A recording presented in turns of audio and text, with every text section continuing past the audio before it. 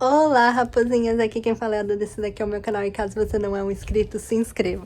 Bom, gente, hoje eu estou indo lá na Barnes & Noble porque mais uma vez eu vou conhecer mais uma escritora que eu sou mega, ultra, hiper apaixonada, que é a Lynn. Ela escreveu Melhores do que no filme e Melhor do que no filme, acho que é assim. E eu tô super ansiosa pra ir conhecer ela. Infelizmente, esse evento a gente não vai poder tirar foto com ela. É só sessão de autógrafo. E ela vai autografar um livro dela. Não é Young Adult, é um New Adult. É mais 16, eu acho. Eu não tenho certeza se é mais 16 ou mais 18. Mas eu acho que é mais 16. E é isso. É de futebol, eu acho. Futebol americano. Ou futebol normal. Não, futebol americano.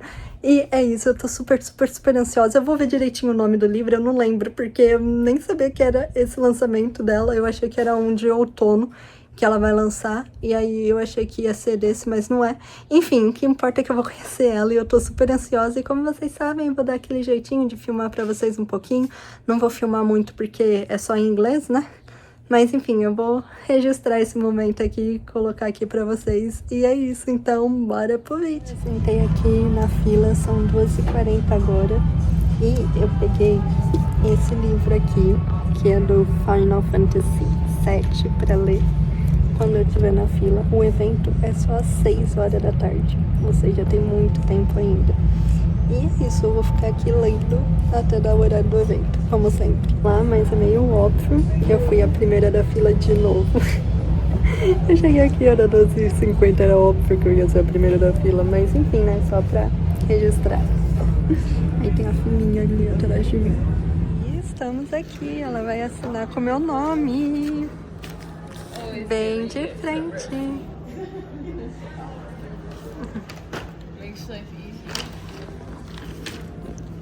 Livro aqui já tá autografado por ela.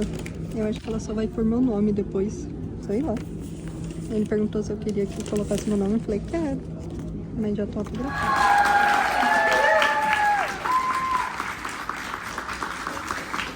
Thank you guys so much for coming. Every time I do any event, I think every author, sit. I'm always so afraid nobody's gonna come. So God bless you all for coming, so we don't feel like losers. You're never a loser to me, Lynn. Okay, she's totally that friend who's always mocking you, so she doesn't mean that at all. I do. Lynn, nice to see you. Good to see you. Welcome to New York. I love being here. She loves New York. She Yes, does, I really because do. She lives in the wilds of Middle America somewhere. Nebraska. She knows. She's always like, you live in like Nebraska, Houma, Missouri, right? She knows exactly where I live. There's no ocean. There is no, we're totally landlocked. There's no water. Just like holes in the ground that we make and fill with water and call lakes. That's what we have in Nebraska. Are they man-made lakes? Yeah, I mean, we have natural lakes too. Have you never left the city? Bradley Cooper, forget it. Yeah, Silver Lion Playbook. But you know, like her whole family is complete, like, absolute football insane fans and season ticket holders. And she goes to a game and the mascot is a coyote and he's kind of like in front of her and she's trying to see him play. She tries to get him to move and he doesn't move and he gets a little handsy. And so she gives him a push and accidentally pushes him and he goes rolling down all the stadium stairs. And she kind of goes viral for being like the worst. You know, she's football Karen, like she's awful, she beat up a mascot, and everybody hates her. And so she tries to go to like the next football game and she's getting pelted with beers and hot dogs and getting booed, so like she is the worst. But conversely, at the same time, the football team is discovering that other women are coming forward that like Carl was really not a great mascot and tended to be a little handsy. And so the football team now has a PR problem. So she gets invited to go on a morning talk show to kind of like tell her story. And her family, her brothers and her dad are like, please, for the love of God, we want to go back to a football game. Go be nice. And the football team sends Connor Cunningham, their star, you know, 6'5" tight end. You know, who could he be inspired by? I don't know. To kind of like make good, like be nice, you know, tell this girl you're sorry this happened and everybody will be happy. And so they go on a talk show, and I was super inspired at the time. I don't know if you guys remember about the time of Imelda, the chicken shop date with Andrew Garfield, you know, where it's like roasting, but it's also flirting, you know, where you're like, is she insulting him or are they vibing? And so I was super inspired by that. So they kind of have like that kind of moment on a talk show, which inspires, of course, fake dating, because, you know, that happens in the real world all the time. People always are like, we must pretend to be in a relationship. So you were also, the main character, Duffy, also lost her mom in the book a year ago. Yeah. And you lost your mom recently too. Yeah. So when you were writing this book, you were thinking a lot about family. I was. When I was writing this book, my mom was dealing with a lot of health issues. So it's honestly, it's one of those things, I don't know if it's just me, if I'm a clueless writer, or if other authors do this too, but a lot of times I think it's maybe cathartic or therapeutic, where I don't even realize I'm injecting things. Like, I'm just writing a story and you're like, oh, Duffy's dad has a health issue, and you know, you come up with what the health issue of this characterization is, and then it isn't until later that you're like, oh, this is kind of what my mom is doing. You know, like later you're like, hello, Lynn, wake up. So it was kind of dealing with a lot as I wrote it. But in a really, I mean, I don't want to say a positive way, but the character in the story ends up having, you know, it goes a lot better for the character. That's a weird way to put it. That's a really weird way to put it. Everybody ignore that I just said that. But it really became a book about family, about the joys of, you know, like I have 3 sons and 2 daughters, and it's just a whole life of obnoxious banter, right? Like the family group chat of everybody just being ridiculous and noisy and chaotic. And it's just, I wanted to inject that because there's so many beautiful things, even in the hard days where you're dealing with a lot of things that are painful, and then how it offsets the joy of all of the chaos with the rest of it. So it's like I threw that in there, but I also tried to keep it very, I don't like books that make me sad. So I like had to kind of pivot really quickly, like you dip in and out. I promise it's a happy book. It is a happy book. No, because I mean that's one of the things that comes through for me is how much love there is in this family. That, you know, the conflicts are completely understandable and they don't bring you down. They're very familiar, and it's a comfortable place to be. It's a safe read. It is bonkers. It is. Amazing. So it couldn't happen to a nicer person. So you also still have one child at home, and you got stuff. Tell me how you kind of organize your day when you've got, I mean, do you write? So this always, I think people are always really interested in this with authors who write in different genres or different subgenres. Do you write one book at a time, or do you say like mornings are for your YA books and afternoons are for the grown-up stuff? Or I feel like organized people would do it that way. I am usually a mess who is chasing after my deadlines. So usually it's like, one is due Friday and the other one is due next Friday. So it's me just randomly running around in circles, writing as fast as I can. That's kind of how I do it. But now that I write full time, it's like I take my daughter to school. So like I get home around 8:30 in the morning and I sit down on my computer and I pretty much write until I leave at 3 to pick her up. So, and it just depends what I'm on deadline for or what I'm in love with at the moment, because a lot of times that will drive it. Like I'm super into something and I'll be like, I know this one is due next week, but I really, really, really want to work on Connor and Duffy right now. So it just kind of depends what, yeah. do you have a space in your house? I do. I have an office. I feel like I became a real grown-up. I mean, it was designated to be a bedroom, so it's not quite as cool as it sounds. But I just recently bought like a big girl desk. Like it feels like an office desk. And so sometimes I go down there and just sit there like, look at me. I'm at an office desk and my chair spins around. Ooh, you got a spinny chair? I got a spinny chair and it's pink. And it actually has terrible back support, but it's so pretty that my husband, like once every 2 weeks, is like, you really need to get a chair with good lumbar support. And I'm like, yeah, I know. And then I sit in my pretty pink chair. My aching back hurts all day. You're not, no. I would say if I could go back in time, what I wish I would have done is set aside writing time every week and make a date with it, even if it's an hour a week. Because my first 4 books that were published, I was working full time and I just wrote Friday and Saturday nights from when my daughter went to bed at 7 o'clock until I couldn't stay awake anymore.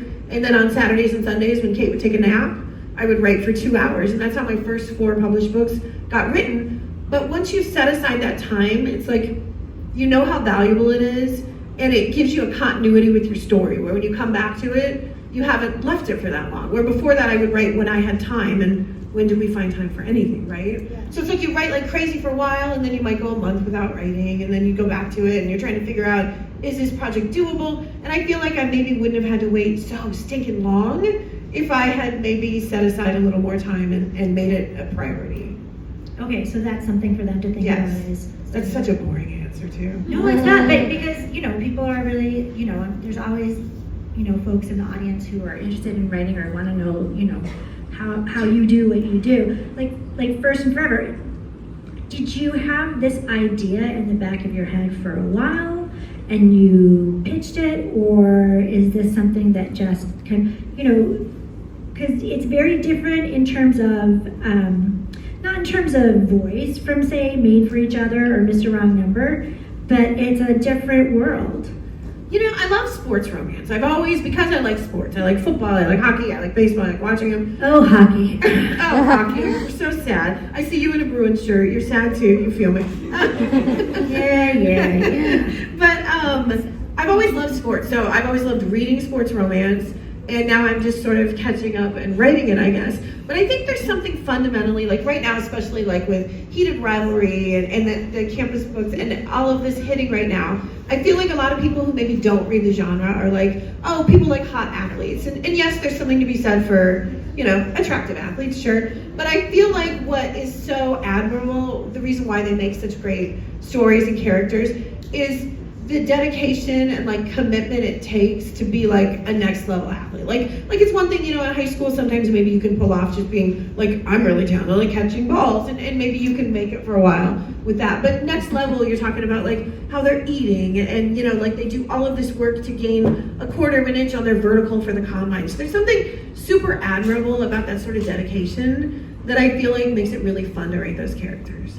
And then I also in First and Forever kind of wanted to explore, I feel like a lot of times we've got YA and then we've got adult romance.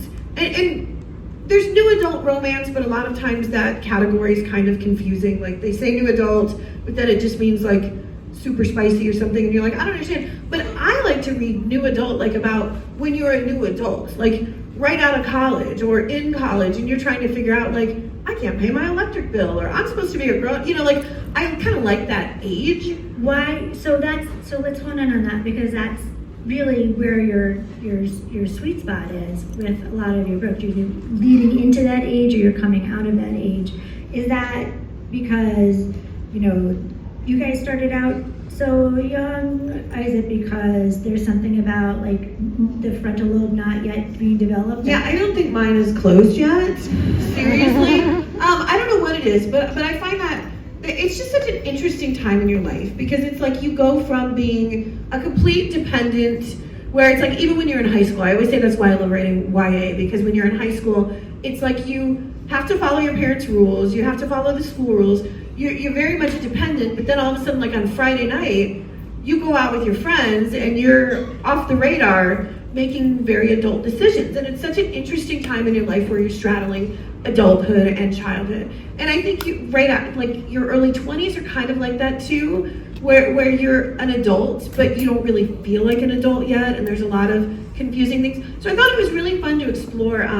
I started reading about like NFL rookies, and like that there is a lot of like loneliness, because all of a sudden, like, yes, oh no, sad millionaire, you know, but then all of a sudden, you know, you're a 23-year-old guy who was in college with all of your like roommates and stuff the year before, and now all of a sudden you've moved to Minneapolis, and you're on a team with all of these like professional athletes and legends, and you're not living where your family is, and you're trying to figure out how the adult world works. And yes, you have lots of money, but it's still such an interesting time in your life where we kind of don't know what we're doing, you know? A parte que ela vai falar, e agora ela vai assinar pra gente, e é isso. Ela tá ali no palco. Que incrível o jeito que ela escreveu tudo. Ela escreveu tudo junto. Agora sim tá completo. Aí a gente ganhou o colantinho. She isn't you. Ela não é você, do livro no primeiro livro lá, Melhor do que nos filmes, que vai virar filme. E é isso, eu já comecei a ler, achei bem legal. Eu li 3 capítulos antes de começar e parece ser bem interessante. Esse daqui não é Young Adult, é adulto, né? Mas ela falou que é closed door, tipo, portas fechadas. Então, as cenas não são tão picantes, se é que tem. E é isso, eu achei bem interessante. Bora ler inteiro, continuar lendo agora. Eu gostei que vem com corte também. E é isso, muito rápido. Hoje a gente não podia tirar foto com ela, mas a moça tirou foto, ela assinando o livro pra mim. E é isso, então... Ah, e a gente ganhou um colantinho também. E é isso, eu espero muito que vocês tenham gostado do vídeo. Se vocês gostaram, deixa o like, se não, você se inscreve aqui no canal. Não esqueça de... E é isso, eu vejo vocês no próximo vídeo. Nossa, eu tô bugada total. Tô muito cansada, cheguei muito cedo e é isso. Tô bem feliz, ela assinou, colocou meu apelido. E é isso. Espero que vocês tenham gostado. Beijinhos e até!